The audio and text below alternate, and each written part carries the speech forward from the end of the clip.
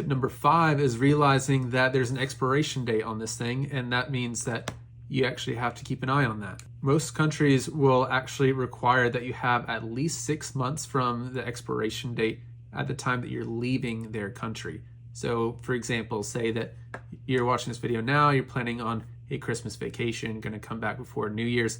You need to have your expiration date say at least June 2027 or further out for that to be valid to them. If it has less than 6 months, they can deny you entry to their country. Another tip is keeping your passport on you at all times in the airport. You do not want to put this in your carry-on because sometimes your bags can get separated. So you get your bag checked at the gate, even though it's a carry-on, because the bins are full, and you have your passport in your carry-on that becomes a checked bag. That can be a major problem when you get off the plane in a different country and realize you don't have your passport, even though you went to the airport with it, because it's going to be in baggage claim. And the final tip that you stuck around for that is very important is making sure that you do not put a stamp in your passport yourself. It has to be done by an immigration agent or border patrol agent.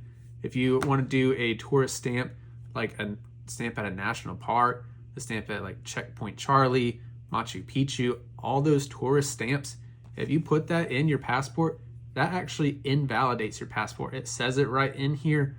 I think it's on page 6.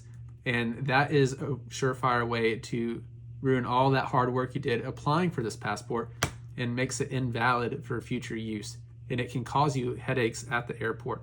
This is not a common thing, but any border agent patrol is well within their lawful right to deny you entry to their country because of that. And that can even start at the check-in desk at the airline. If they look at your passport and see that, that will be a major problem for you. So that's a really easily avoidable headache that I don't want you to have to deal with.